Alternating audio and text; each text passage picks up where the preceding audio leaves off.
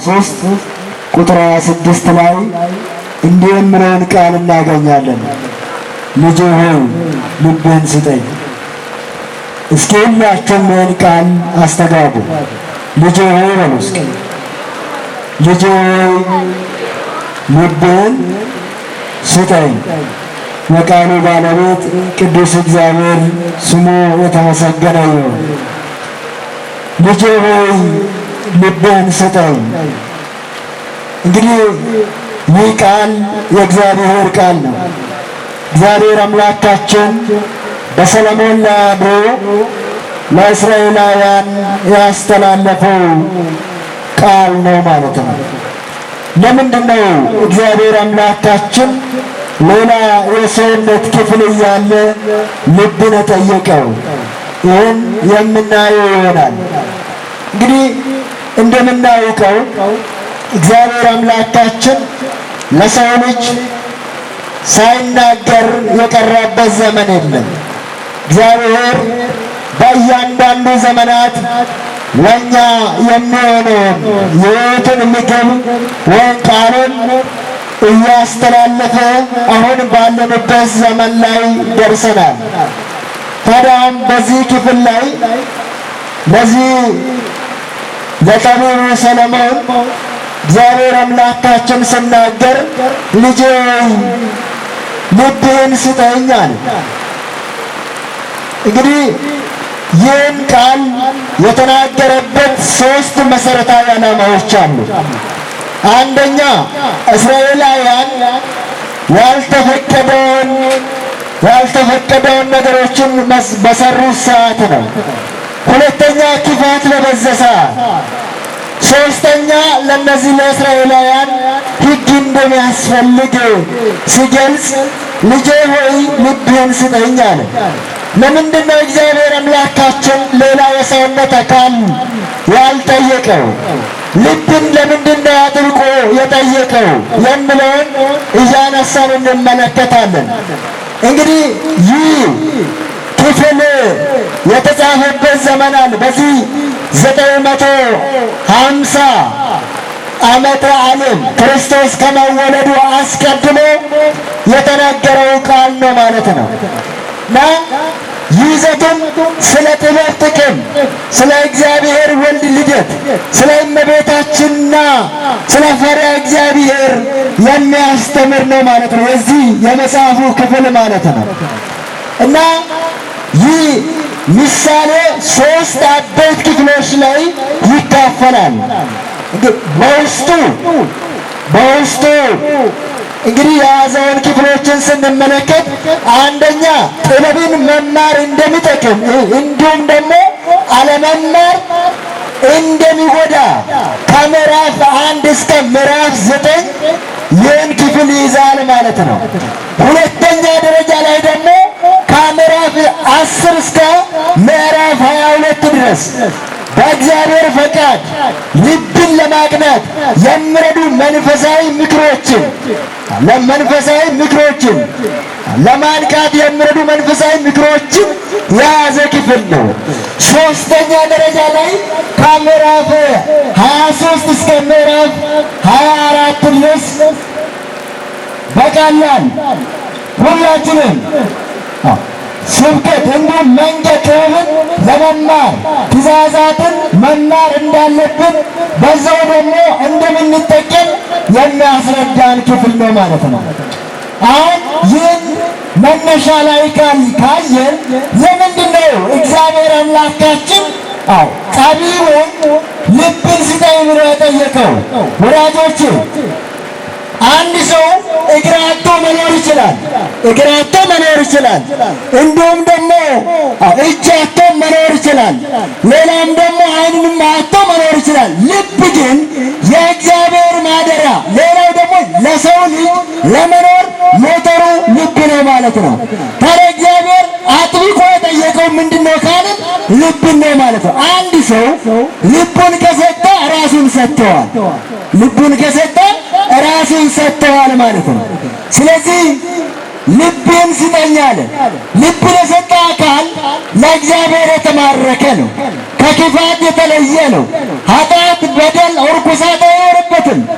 ልብ የእግዚአብሔር ማደሪያ ነውና ስለዚህ ነው ልብን ስጠኝ አለው። ስለዚህ ዛሬም እዚህ ጋር ያለን ሁላችንም ልጄ ሆይ ልብን ስጠኝ ይለዋል እግዚአብሔር። ለምን? በእኛ ስላድር፣ ለምን? በእኛ ላይ ስራ ልሰራ ካልሆነ ልባችንን ከሰጠን ከእግዚአብሔር ጋር የለንም ማለት ነው። ወዳጆቼ ልብን ስጠኝ አለ። ልብ የሰውነታችን ማብራት ነው። ወዳጆቼ ተመልከቱ፣ የሰው ልጅ ልብ ስራውን በሚያቆምበት ሰዓት ሰው ተብሎ አይጠራም። ስሙ ይቀየርና ሞቶ አስክሬን የሚባለው የሰው ልጅ የደም ዝውውር የሚሰራው እንዲሁም ደግሞ ልብ ስራ ሲሰራ ነው ማለት ነው። ልብ ስራ ሲያቆም የሰው ልጅ የደም ዝውውር በዛች ሰዓት ይቆማል እና ሰውም ስሙ ይቀየርና ሞተ ወይም አስክሬን ተብሎ ይባላል ማለት ነው እና ለዛ ነው ለነሱ ስናገር ይሄና ነው ማለት ነው። ሌላው በዚህ ክፍል ማቴዎስ ወንጌል ምዕራፍ 6 ቁጥር 23 ላይ የሰውነት ማብራት ዓይን ናት። የሰውነት ማብራት ዓይን ናት። ዓይን ጤናማ ብትሆን ሰውነት ሁሉ ብሩህ ይሆናል። ዓይን ታማሚ ብትሆን ሰውነት ሁሉ ታማሚ ትሆናለች ይላል። ዓይን ተብላ የተባለችው ልብ ናት ማለት ነው። ተመልከቱ፣ ዓይን ታማሚ ከሆነ የሰው ልጅ ማየት አይችልም። የሰው ልጅ ማየት አይችልም። በጨለማ ውስጥ ነው የሚመላለሰው። አሁን ዓይን ተብለ የተነገረችው ምንድነው ካላችሁ ልብ ናት። ብዙ ጊዜ ተመልከቱ ይባላል። በውስጣዊ ዓይን ወይም በውስጣዊ ዓይን ይባላል። ሌላ ደግሞ በእግረ ልቦና ይባላል። እንዲሁም እያንዳንዱን የሰውነት ክፍሎቻችንን ውስጣዊ እያልን የምናወራቸው ውስጣዊ ከውስጥ የሚመነጭ ከልብ የሚሆን እንደሆነ በደንብ ይነገራል ማለት ነው። በዚህ ክፍል ላይ ዓይን ታማሚ ብትሆን ሰውነት ሁሉ ታማሚ ትሆናለች። ዓይን ጤናማ ከሆነች ግን ሰውነት ሁሉ ብሩህ ጤናማ ትሆናለች አለ። ወዳጆቼ ልብ ታማሚ ከሆነች ወይም በበደል በክፋት በእርኩሰት እንዲሁም በአስተሳሰብ ብንታመም ወዳጆቼ ጤናማዎች ተብለን ልንናገር ወይም ልንባል አንችልም ማለት ነው ወዳጆቼ። ስለዚህ ነው ዓይንህ ጤናማ ብትሆን ሰውነት ሁሉ ጤናማ ትሆናለች። ዓይን ታማሚ ብትሆን ሰውነት ሁሉ ታማሚ ትሆናለች አለ እና በዚህ ክፍል ላይ ልብ ምንድነው ካላችሁ ምንጭ ነው። ልብ ምንድነው? ምንጭ ነው ማለት ነው። በዚህ በመጽሐፈ ምሳሌ ምዕራፍ 4 ቁጥር 23 ላይ አጥብቀ ልብን ጠብቅ ይላል። አጥብቀ ልብን ጠብቅ፣ አጥብቀ ልብን ጠብቅ የሕይወት መውጫ ከእርሷ ናትና ይላል። አጥብቀ ልብን ጠብቅ። ቆጥታተከላ ኪ ወደ ነገሬ ሄሹዋኒ ፍሮኮ ወደ ኔ ፍሮኮ ወደ ነገር ልመሰኮ ኒጋ ወንድችን ወደ ነገር ልኑማለስ ኒ ወራቹንድም ቃለ ቤቱንድም ኤኒስኪሳ ሚክሚክኖ ሚክሚካቱንድም ማዮኮን ፈያዮኮ ኤቢክን ወደ ነገር ልመሰ ወደ ነገር ልኖማ ማይንሰቴኖማር ባጢሊ ገልመሰ ጆሮበጥሚ ገልመሰ ቦቆሚ ገልመሰ አናናናኒ ባንቶን ፈቀደሙ በያኒ ወንዲሰም ወደ ነገር ልመሰኮ መንሽበት ባጢል በቶኮ ጋሳ ማይነቴኖማ ሰዋከት ለተ ማሰወኮ ነማር ወደ ነሰወኮ ጋሳ በጤል ኢሴና ሶሎ ወንደም ጋሳ ወደ ነሰው ቆቀለሰክ ማይሶ ፊሶኮ ታግባርኔ ታኪሱኮ መሮ በቶኮ መሮኮ ኤቢክናቴ ቆጥታኪላ ኪወደ ነገሬ ሄቺኪ ወይ ዱይ ፍሮኮ ወደ እኔ ስትዩ መንሽበት ወደ ነገሉ ከኒው ካለስ ፎሬው ወደ ነገሉ ከኒው ካለስ ሀዊግሮ ወደ ነገሉ ከኒው ካለ ኪቸቸፎይ ኦርባቸፎይ ውልመፎይ ማይነት ተረማር ወደን ዋይን ገትምን ምክን መንሽበቶን ዋ ደሮ ምክን ጋሳ ዋሶ ወደ ነው ኢካከንዋ ወደ ነው መንስን ወደ ነው አቻ ኢከነው ወደ ሙጭሪ አኳር ባጢል በለ አኳር ጆሮ በለ አኳር ያንነ ከነዋንነ ዋ ወደ ነው ገረኩም ኤብክነት ወደ ነው ቢሮ ቡቆኮ ገላት ወደ ነው ቢስኖ ዋይን እንጫለን ኪትሞ ዋ አኦኮ ኢኪ ከነውኪ ወደን ሙጭሮ አመነ ሙጭሮ በለስ ያንነ ከነዋንነ ወደ ነው ዋይ ገሮ የምናደባ ዋገሮ በስላይ መስኮ ሙጭሮ ወደ ነው ዋገሮኮ ኤብክነት ዋ ዳሳ ወደ አንታሞኮ ገረን ወደ አንታሞኮ ለሳየን ወደ አንታሞኮ ኤኒና መንሽቤት ጋሳ ወደ ንወን ይለይ ወደ ንወን ይለይ ማይመሶ ዋይ መተቀባ ጋሳ ሰው መሶ ኤለሰገ ኢተን የቁዋንጮ ሉተ ዋይን እንጫው ክትሞ ማን ማለ ወደ ነው ምናደባ ወደ ነው እና ያንነቴ መጽሐፈን ኪዶ ኢብራሂምናንን አሰሉ ሸጣጣን ለሞ ተካነ ለምየነ እንተነ እስኪመጣ ድረስ ያላችሁን ጠብቁ ዋሬን በፌበ የኮ ከገለ ዋሬን በፌበ የኮ ከገለ የኮ ከመርዋነ ማር ኒኑ ወኮክማ ወኩ ወንቸን ማይ አማነቶምቴ አማነቶ ይሆናና አድኖ መክማነቶማ ወደነነቴ ወደኔ ማለማር ኪታብንም ሰሌዳን ኪታብንም ወረቀታን ኤቤበ ወረቀታን አኔ ግን ቢንስማለ ቢዮ የሆነ በጋን ወደ ነገልኑ ማለስ ኢኪ ክንውኪ ወደንማው ሁንደመንም ጫቆረቀታን ጫቆረቀታን ኪታበሙ ኪታብ ለሳንቸ በበ እገለ አማቴ ያከ መጽሐፈን ኮሮኮኪ ዋሬም በበ የኮኪን ሁነ ይውሞት እገለ አማቴ ኦግማ አማነት በትመክር መትስደካ አማትደካ ለሳንቸ በበ ይዋረ በበ እገሌው አመኖመን ሐዋርያ ቅዱስ ጳውሎስ ዕብራውያን ሁሉ ምናደብን ወጨረ እንጂ ንሞለን ኢየሱስ ክርስቶስም በሽልበየን ከሰገራ ወጭኩይ ሞኖም ዋሬም በበበ ቆጥ ተከገሌው ለሳንቸ በበ ቆጥ ተከገሌው ኩይ መጻፈን ለበከተመን ኩርኩ ነክሰንሰም ከባ ኢሬቶ ወደ ንዌ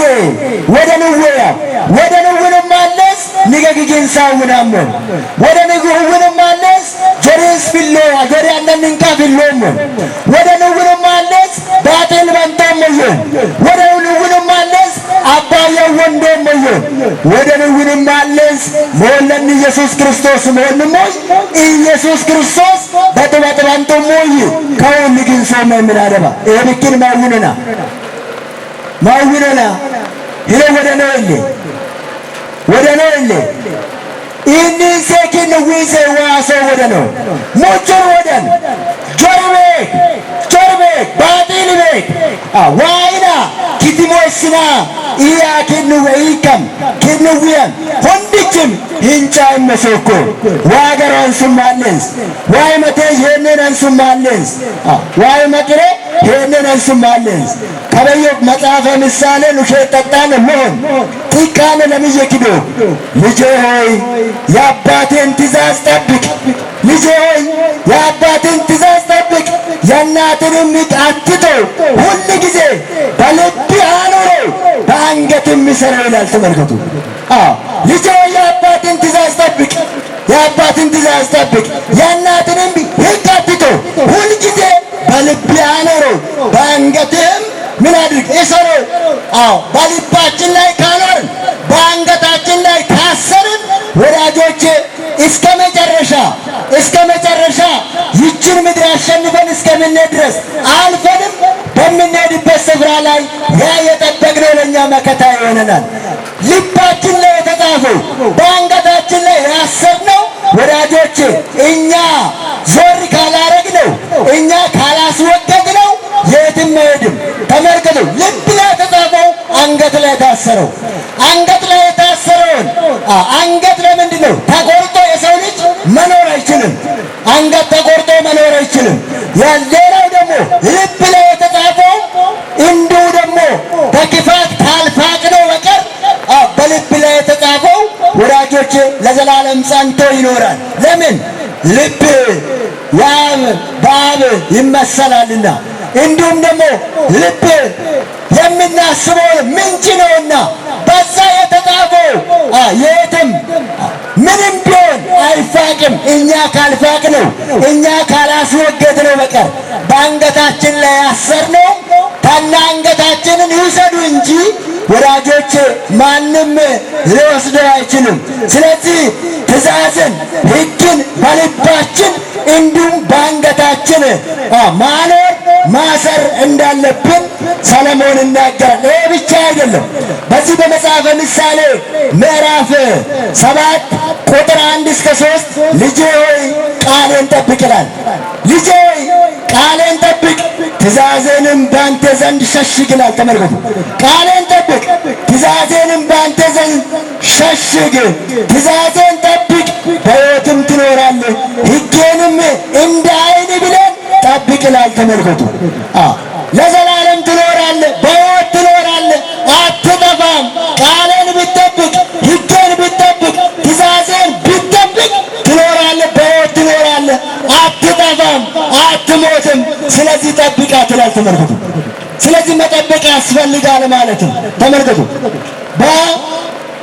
የተሰጠውን ቃልን የእግዚአብሔርን ቃል ትእዛዙንም ሸሽገን ትእዛዙን ጠብቀን በሕይወት መኖር እንድንችል እንዲሁም ደግሞ በልባችን ጽላት ላይም መጻፍ እንዳለብን ይነግረናል። በልብ ጽላት ላይም ጻፈው ይላል። ተመልከቱ በሕይወት ትኖረው ዘንድ ሕጌንም እንደ ዓይን ብሌን ጠብቅ፣ በጣቶች እሰራቸው፣ በልብ ጽላት ላይ ጻፈው ይላል። ተመልከቱ የእግዚአብሔርን ሕግ የእግዚአብሔርን ትእዛዝ አድርግ ያለውን አታድርግ ያለውን ትተን አድርግ ያለውን እያደረግን በልባችን ጽላት ላይ አኑረን አስቀምጠን ጽፈን እስከ መጨረሻ መጓዝ አለብን። እስከ መጨረሻ ብንጓዝ በሕይወት እንኖራለን፣ አንጠፋም። በዚች ምድር ላይ የሚመጣውን ፈተናዎችን እየተሻገርን ከእርሱ ጋር አንድ ላይ ሆነን በህብረት አባቶቻችን የተሻገሩበትን አባቶቻችን የሄዱባትን መንገድ ወዳጆቼ እኛም እንሄዳለን። ለዛ ታዲያ ቃሉን በልባችን ጽላት ላይ መጻፍ ያስፈልጋል።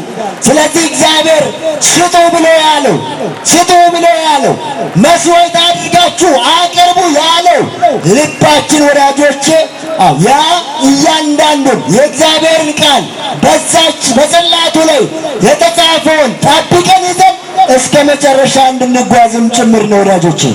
ምሳሌ ምዕራፍ 15 ቁጥር 15 ላይ ልቡ የሚያዝን ሰው ዘመኑ ሁሉ የከፈች ናት ይላል። ተመልከቱ፣ ልቡ የሚያዝን ሰው ዘመኑ ሁሉ የከፈች ናት። ልቡ የሚያዝን ተመልከቱ። ልብን የሚያሳዝኑ ነገሮች ምንድነው ካላችሁ ያልተፈቀደውን ማድረግ ነው። አታድርግ የተባለውን ምን ማድረግ መስራት ነው። አትስራ የተባለው እንዳትነካ የተባለውን ማድረግ ነው ወዳጆቼ። ለዚህ እኮ ሁል ጊዜ የምንኮንነው አዳምና ሔዋን ተመልከቱ፣ አታድርጉ ያለውን አትንኩ ያለውን ሕግ በመተላለፋቸው ድንበር በመሻገራቸው ተመልከቱ ለዘመናት 5500 ዘመን ሙሉ በሐዘን ኖረዋል። ከነሱ የሚወለዱ ሁሉ በሐዘን ጽድቅ እንደ መርገም ጨርቅ እየተቆጠረ ለዘመናት አልፈዋል። መጨረሻ ላይ ከሦስቱ አካል አንዱ አካል ወልድ ኢየሱስ ክርስቶስ በተለየ አካሉ ወደዚህ ምድር መጥቶ ከእመቤታችን ሥጋ ከነፍሷ ነፍስ ነስቶ ሰው ሆኖ ወዳጆች ሰው የሆነ አምላክን ይላል ሕይወትን ሰጠን።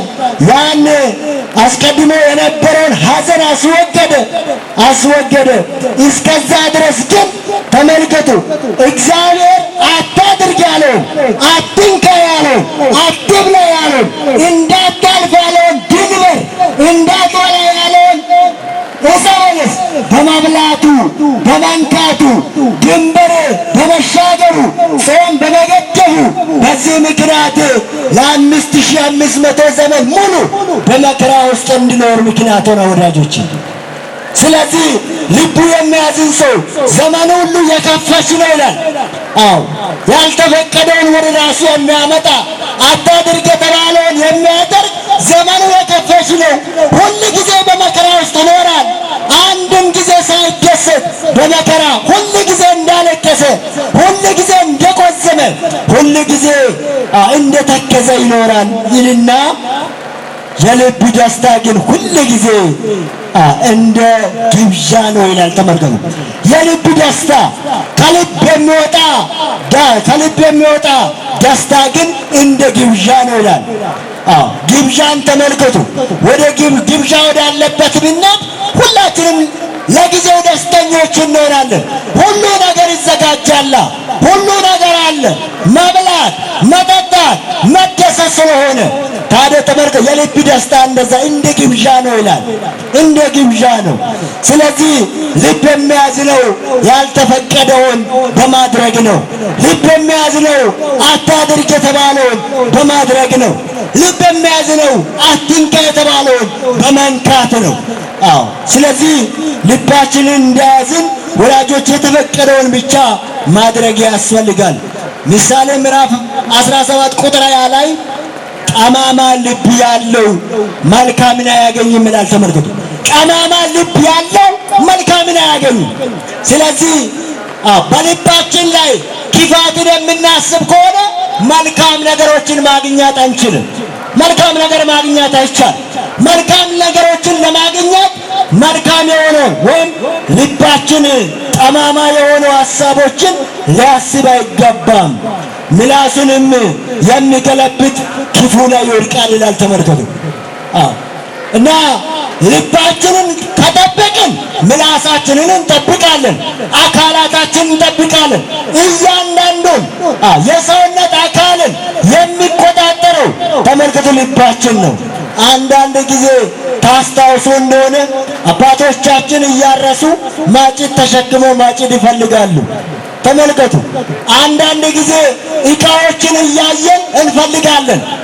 አይናችን ያያል፣ የሥጋ አይናችን ያያል፣ ግን ልባችን አልተመለከተም። በውሳጣዊ አይን አላየንም። በዛ ሰዓት ዝም ብለን እንፈልጋለን። ከዛ በኋላ ካስታወስን በኋላ እዚህ እያለ ይህን አይል ፈለግኩኝ ብሎ እንደገና የፈለገበትን ጊዜ በጸጸት ይናገራል። ስለዚህ ወዳጆች ጠማማ ልብ ያለው መልካም አያገኝም፣ ምላሱም የሚገለብጥ በክፉ ላይ ይወድቃል ይላል። ስለዚህ ወዳጆች ልባችንን ልንጠብቅ ያስፈልጋል ማለት ነው። ልባችን ምንጭ ስለሆነ ማለት ነው። ሁለተኛ እግዚአብሔር ልባችንን ያያል። ከምንም በላይ እግዚአብሔር የሚመለከተው ልባችንን ነው። በዚህ በአንደኛ ሳሙኤል ምዕራፍ 16 ላይ የምናገኘው ታሪክ አለ። ሳኦል በእግዚአብሔር ፊት በእግዚአብሔር ዘንድ ያልተፈቀደውን አታድርግ የተባለውን ባደረገ ሰዓት እግዚአብሔርን ባሳዘነው ሰዓት እግዚአብሔር የሳኦልን መንግስት ንቆታል። ወዳጆች በዛው ብቻ አልቀራም። ነቢዩ ሳሙኤልን ሊከው ከእሴይ ልጆች አንዱን ለዛ ወንበር እንዲያዘጋጅ እንዲቀባ በነቢዩ ሳሙኤል ላይ እግዚአብሔር ተናግረዋል ማለት ነው። ከዛ በኋላ ነቢዩ ሳሙኤል ወደ ቤተልሔም ወደዛ ስፍራ ሂድ ብሎ እግዚአብሔር ሲናገር እንዴት ይሆናል አለው። እንዴት ይሆናል ብሎ በጠየቀ ሰዓት መስዋዕት ይዘህ ሂድ አለው። ተመልከቱ፣ መስዋዕት ይዘህ ሂድ፣ ለእግዚአብሔር መስዋዕት አቀርባለሁ ብሎ ወደዛ ሂድ አለው። ከዛ በኋላ ያን መስዋዕት ይዞ ወደዛሽ ወደ ቤተልሔም ሄደ። ታዲያ በዛ ሰዓት ሳሙኤል ነቢዩ ሳሙኤል ወደዛ ወደ ቤተልሔም ሲሄድ በዛ የነበሩ ሽማግሌዎች ደነገጡና ቀረቡ። ስለምን መጣ አሉት። ስለምን መጣ ብሎ ደንግጦ ቢጠይቁት ለእግዚአብሔር መስዋዕት ሊያቀርብ መጥቻለሁ አለ። እግዚአብሔር ግን የላከው ከእሴይ ቤት ምን ለማድረግ ነው? በዛ ወንበር ላይ የሚቀመጠውን እስራኤላውያንን ይመራ ዘንድ የሚበቃውን አንድ ልጅ እንዲቀባው ነው። ያም ማንን? ዳዊትን እንዲቀባ ማለት ነው። ከዛ እሴይን ልጆቹን ይዞ እንዲቀርብ በዛው ብናገር ይሆናል፣ ሊቀበል ይችላል፣ ለዚህ ለንግስና ይበቃል ያለውን እሴይ ይዞ ቀርበዋል። ተመልከቱ። ከዛ በኋላ በዛ ቤተልሔም ላይ ለንግስና ይሆናል ያለውን አቀረበ። በተክለ ሰውነቱ በቁመቱ አይተው እግዚአብሔር የመረጠው የለየው እስራኤላውያንን ሊመራ የሚችል እሱ ነው ብለው ዘይቱን ለመክፈት ቢታገል የለም። እግዚአብሔር እንዳለ አንተ ፊቱን አይተ፣ አንተ ተክለ ሰውነቱን አይተ፣ አንተ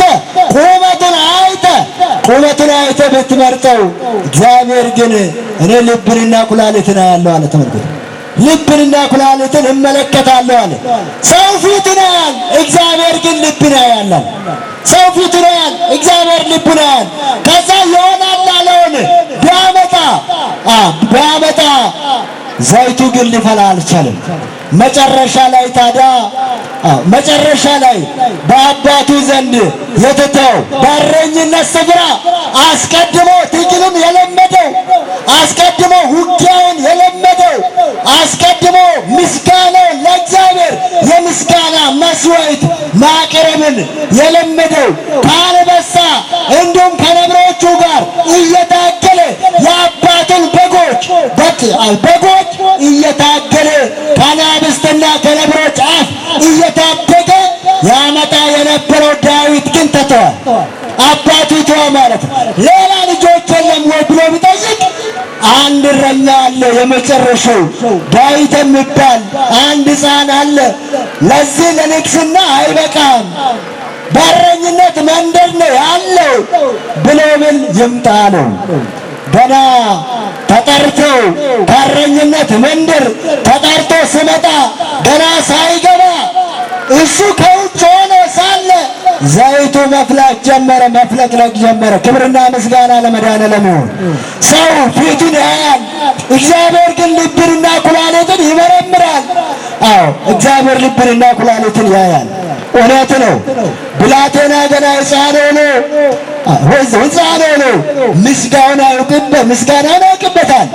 ከአናብስት ጋር ከነብሮቹ ጋር እየታገለ በዛው በእረኝነት መንደር ይዞ የሄደው የአባቱን በጎች አደራ ለአባቱ ይመልስ የነበረው ነው። እንዲሁም ደግሞ ምስጋና ያቀርብ ነበረው። በምስጋና እግዚአብሔር ይደሰትበት ነበረ። እግዚአብሔርን ያመሰግን ነበረ። የእግዚአብሔር ልብ በዳዊት ላይ ነበረ። ተመልከቱ። ለዛም ነው እኮ እንደ ልቡ የሚሄደው አለ። እንደ ልቡ የሚሄደው የእሴይን ልጅ ዳዊትን አገኘው ብሏል እኮ እግዚአብሔር።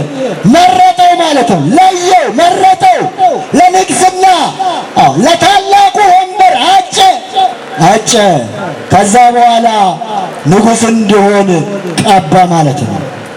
ንጉሥ እንዲሆን ቀባ። በዛ ዘመን ያው ንግስና በዛው በቅባት ስለነበረ እስከ ቅርብ ጊዜ ድረስ ንግስና በቅባት ነው፣ እየተቀባ ነው እና በንግስና ወንበር ላይ የሚቀመጡት ማለት ነው። ስለዚህ ልቡ ንጹሕ ነበረ፣ እግዚአብሔር በሱ ላይ ነበር። ስለዚህ ልቡ ንጹሕ ስለነበረ እግዚአብሔር መርጦታል። ግን ነቢዩ ሳሙኤል ያ የነበረው ውጫዊ ገጽታን፣ ውጫዊ አካልን ነው። ልቡን ማየት አይችልም። ውጫዊ ገጽታን፣ ተክለ ሰውነቱን፣ ቁመቱን እንዲሁም ደግሞ ምናልባት ውፍረትም ሊሆን ይችላል። እያየ ምን ያደርግ ነበር? ይሄ ሆኖ እያለ ይወስን ነበር። ግን አይደለም። እግዚአብሔር ልቡን ያያል፣ ይመለከታል። ልቡን ያያል፣ ይመለከታል። የእያንዳንዳችን ልባችንን እግዚአብሔር ይመለከታል። አሁን በዚህ ሰዓት ላይ ምን እንደምናስብ እግዚአብሔር ያውቃል። እኛ ፊት ለፊት ለምንታየው ፊት ለፊት እንታያለን፣ እሱ ግን ውስጣችንን ያያል። አካላችንን በነጠላ ሸፈነናል፣ በቀሚስ ሸፈነናል። ለእግዚአብሔር ግን የሚሸፈነው ፓርቲ የለም። እግዚአብሔር ያያል ውስጣችንን፣ እያንዳንዱን ሐሳባችን፣ ህሊናችንን ይመረምራል። የምናስበውን ሁሉ አስቀድሞ ያውቃል። ስለዚህ ነው እግዚአብሔር ልብን የጠየቀው ማለት ነው። ይሄ ብቻ አይደለም። በዚህ በሐዋርያት ሥራ ምዕራፍ 12 ከቁጥር 1 ጀምረን ስንመለከት የምናየው ታሪክ አለ። መድኃኒታችን ኢየሱስ ክርስቶስ በዚህ ምድር ላይ 33 ዓመት ከ3 ወር ቆይተው እንዲሁም በተለያዩ ስፍራዎች ላይ በራሳቸው ስራ የነበሩትን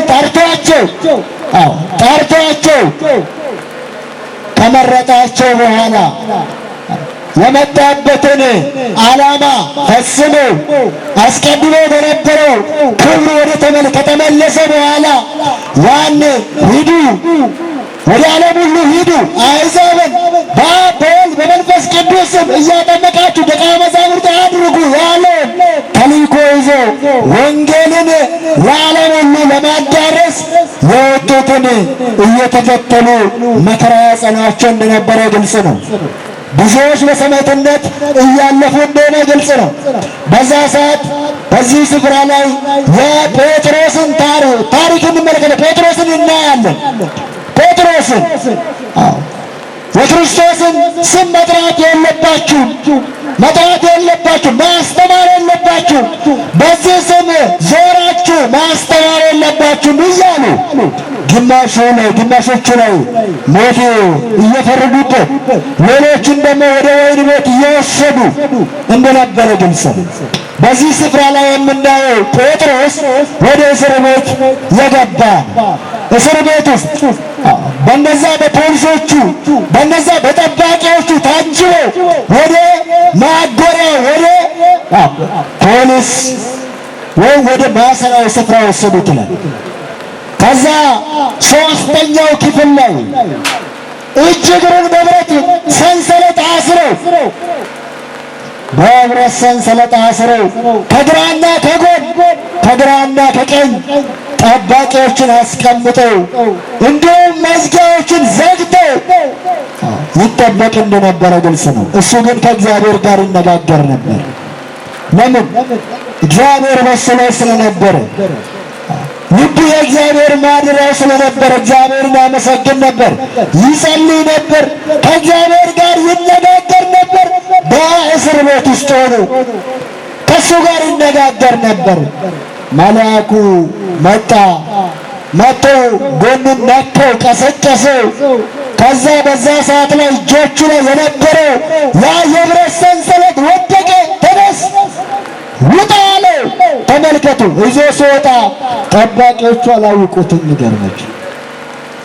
እየደረስ እነሱ እየወጡ የተዘጉ በሮች እየተከፈቱ መጨረሻ ላይ ተመልከቱ፣ ከዛ ከእስር ቤት ከወጣ በኋላ መልአኩ ተሰወረ ይላል። ይህ በንሱ መሆን፣ ከእግዚአብሔር ጋር መሆን፣ እግዚአብሔርን ማመስገን፣ እንደ ቃሉ መኖር፣ ለእውነት መሮጥ። ወዳጆች ብንታሰር እንኳን ያስፈታናል። ለምን? ከእኛ ጋር አብሮ እግዚአብሔር ስለሚገባ። አንድ እግዚአብሔርን የሚያመልክ አካል ወደ ጉድጓድ ቢገባ አብሮ እግዚአብሔር ወደ ጉድጓድ ይገባል። ወደ እሳት ቢጣል አብሮ እግዚአብሔር ወደ እሳት ይገባል። ተመሉ ውስጡ እንኳን ብንሆን አብሮ ወደዛ ይገባል። ከሚመጣብን መከራ ፈተና ሊያድነን ሊያሳርፈን ከመከራ ሁሉ ሊያድነን እኛ በገበንበት ስፍራ ሁሉ እግዚአብሔር አለ። በነገራችን ላይ የእግዚአብሔር ታችማ የለው፣ ግራ ቀኝ የለው። እግዚአብሔር በሁሉ ቦታ ላይ አለ። ሰማይን ያለ ባላ ምድርን ያለ መሰረት እንዲሁ ዘርግተው ፍጥረታትን እየመገቡ ፍጥረታትን እየመገበ የሚያኖር እግዚአብሔር እሱን ለሚታመን ከእሱ ጋር ለሆነው ልቡን ለሰጠው መስዋዕት አድርጎ ለሰጠው እንዴት ቅርብ አይሆንም? እግዚአብሔር እንዴት ቅርብ አይሆንም? ከዛ ጴጥሮስን ከእስር ቤት አወጣው። ተመልከቱ። ዛሬም በዓለም ውስጥ ያሉ የታሰሩ ምድራዊ በሆኑ ነገሮች የታሰሩ ሰዎች ብዙ ናቸው። በመጠጥ የታሰሩ ብዙዎች አሉ። በተንኮል የታሰሩ ብዙዎች አሉ። በምቀኝነት የታሰሩ ብዙዎች አሉ። በዘረኝነት የታሰሩ ብዙዎች አሉ። ወንድም ወንድሙን እያሳደደ በማሳደድ በዚህ የታሰሩ ብዙዎች አሉ። መውጣት ያስፈልጋል። እንድንወጣ እግዚአብሔር ይፈልጋል። ለዛ ንጹህ ልባችን የዚህ የክፉ ነገር ሁሉ መጠንሰሻ ሊሆን ይገባል። ንጹህ ሊሆን ይገባል። ካልሆነ ከእግዚአብሔር ጋር መገናኘት አንችልም። እውነት ነው። እግዚአብሔር ሁሉ ጊዜ ወደ ዓይኖቹ ወደ አጥነው። ለዚህ ነው በሰኞ ውዳሴ ማርያም ላይ ብዙ ኃጢአት ባለችበት የእግዚአብሔር ጽድቅ ትበዛለች ይላል። ምሕረቱ ትበዛለች፣ ርኅራኄው፣ ቸርነቱ፣ ይቅርታው ይበዛል። ለዛ ነው 99ኙን ነገደ መላእክቱን ትቶ አንድዬን የበደለውን አዳም የወደቀውን አዳም ፍለጋ ወደዚህች ምድር የመጣው እግዚአብሔር። ስለዚህ አንድ ኃጥእ ሲመለስ በመላእክት ዘንድ ደስታ ነው። እንዲሁም ደግሞ ከጻድቃን ኅብረት አንዱ ሲወጣ ሐዘን ነው ወዳጆች። ስለዚህ መመለስ፣ የክርስቲያኖች መመለስ፣ የኃጥእ መመለስ፣ አንዱ ከክፋት ወደ ጽድቅ በሚመለስበት ሰዓት በእግዚአብሔር ዘንድ ደስታ ነው። በዚህ በሉቃስ ወንጌል ምዕራፍ 15 ከቁጥር 1 ጀምረን የምናየውን አንድ ታሪክ ሁላችንም የምናውቀው ሁለት ልጆች ነበሩት ይላል። ሁለት ልጆች ነበሩት። አንድ ሰው ሁለት ልጆች ነበሩት። አንደኛው ታናሹ አባቱን አለው ይላል፣ አባቴ ከአንተ ጋር መኖር በቃኝ ሰለቸኝ አለ። ከአንተ ጋር መኖር በቃኝ ሰለቸኝ፣ ወደ ሩቅ አገር ሄጄ እንድነግድ እንድሠራ ሀብቴን፣ ወርቄን፣ ብሬን አካፍለህ ስጠኝ፣ ነግጄ ላትርፍበት አለ። አባቱም ልጁን ከአባት ቤት ተወጥቶ፣ አንድ ሰው ከአባት ቤት ወጥቶ ረፍት የለም፣ ከአባት ቤት ወጥቶ ሰላም የለም። ልጄ ተው ብሎ አባቱ ታናሹን ልጅ ብለምነው ልጁ እምቢ አለ ይላል ወዳጆቼ። ልጁ እምቢ አለው። የለም በቃ ከአንተ ጋር መኖር በቃ ሰለቸን፣ ያልኩትን አድርጋለሁ። አባቱም እያዘነ እየተከዘ ሀብቱን አካፍሎ፣ ወርቁን አካፍሎ፣ ብሩን አካፍሎ ሰጠው ይላል። ይዞ ወደ ሩቅ አገር ሄደ። በሄደበት አገር ወዳጆች ያልተገባውን እያደረገ በዝሙት መንደር የተለያየ ምድራዊ የሆኑ የክፋት ስራዎችን እየሰራ በኃጢአት አልጋ ላይ እየወደቀ ያን የወሰደውን ሀብቱን ጨረሰ። የማያልቅ ነገር የለም።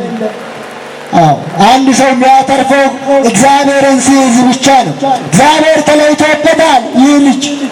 ከዛ ይዞ ሄደውን ጨረሰ። መጨረሻ ላይ የሚበላውን አጣ፣ የሚቀምሰውን አጣ።